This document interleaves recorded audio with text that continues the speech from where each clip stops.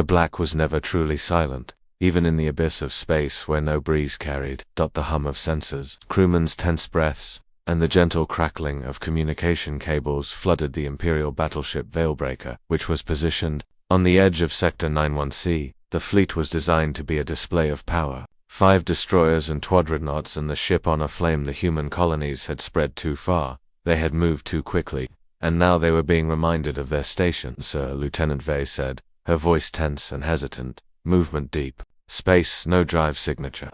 High Commander Thaler leaned forward. What kind of movement? She hesitated. I don't know. It's gliding swiftly. No propulsion detected. However, it is traversing distance as if it is drifting. A murmur rippled across the bridge crew. Ships didn't just drift with intention, not in a straight route, towards an Imperial fleet. Thaler looked to the hollow display. A faint, dark speck moved over the star map, untagged, unclassified. With no identifiers and no heat signature, no ID beacon, it was practically unnoticeable if not for the light that occasionally blocked out. Put it on visuals, he muttered. A few clicks later, the central screen lit up and there was a frigid silence settled over the room. It wasn't a ship by any design. They recognized it.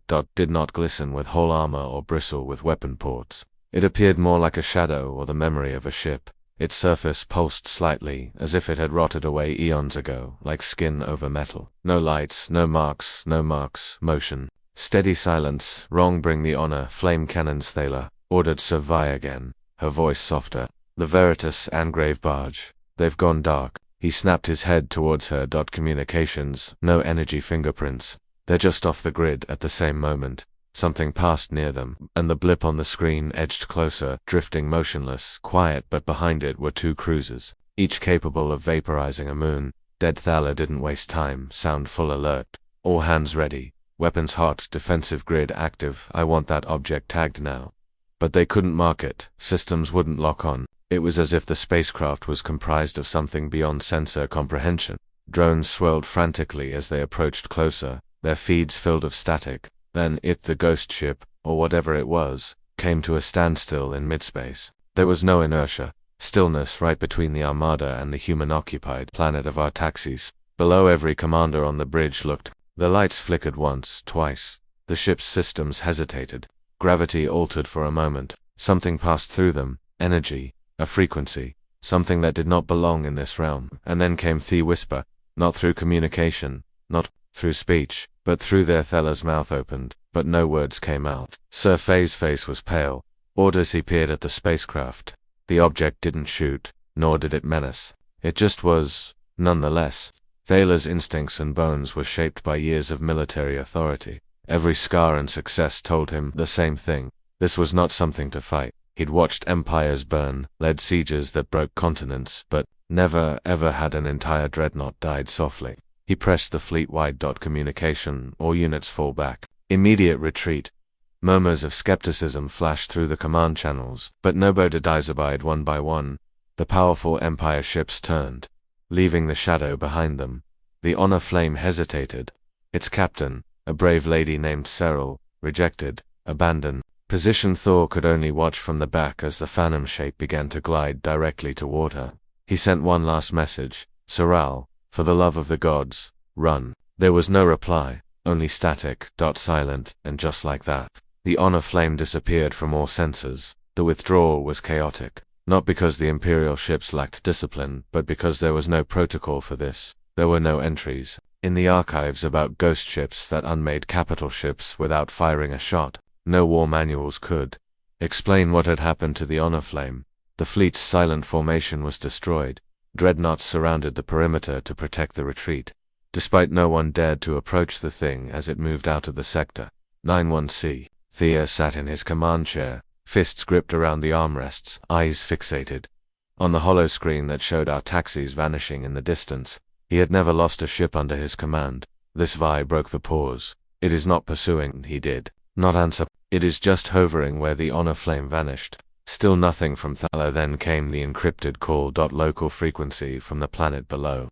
Unidentified Imperial warship. Is Captain Riiden, Human Colonial Defense Artaxis Outpost 4. You left something behind. The crew flinched. Calling an Empire flagship unnamed wasn't simply, it was suicidal. But Thor keyed the quiet. This is High Commander Thor of Empire's 12th Fleet. Your outpost is protected by the Imperial banner. Stand down and explain your cinema." The response was flat, almost amused. "You mean it was under your protection?" Thor gritted his teeth. "You're sitting on a Class F. settlement. I advise you remember who runs this system." However, Ree did not back me about the same Empire whose flagship was eaten by a ghost. "Commander, did you even try to converse with it?" A hush ensued. Vise slowly turned toward Thaler. It hadn't even occurred to them. "No," Thaler finally conceded. "Do not bargain with oddities." Phrase laughed bitterly and shortly. "And you wonder why your empire keeps losing ground? That's not an abnormality, that's her." Vi came closer, saying, "Sir." "Did he say her?" "I heard it," Thaler replied. He pressed the communication device again. "Who is Captain?" Reese's voice dipped low.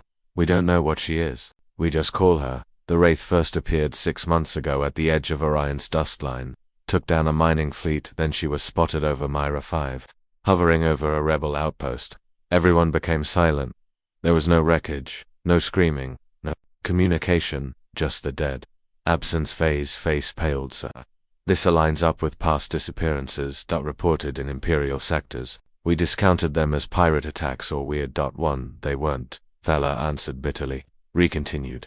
"Every time she turns up, it's the same silent patient, almost like she's watching and waiting." Thor strained his gaze. "What type of pattern?" "Colonial systems, human settlements especially. She only emerges when Imperial ships approach. If she's near them, she's a weapon. And your people are hiding some secret technology. Commander. She is not ours, and she does not defend us either. However, if I had to guess a pause, she despises empires." Thor looked away from the screen, staring at the dark sector now devoid of honor. Flame threw out their assumption of dominance. They believed in technology and the command granted them dominance. But the Wraith didn't care about it. Desire to fight, she wanted them to leave. Sir Vi replied, staring down at her console. "She's moving again toward us."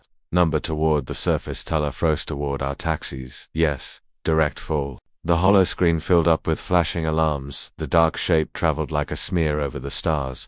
Slow and steady. Going for the planet's main human city. Aloran Ridge. Reese's voice came through again, this time lower. "She isn't here to assault. Here to judge." Taylor frowned. "Judge what? What are you frightened of?" The Wraith fell from the clouds above Alaron like a whisper of death.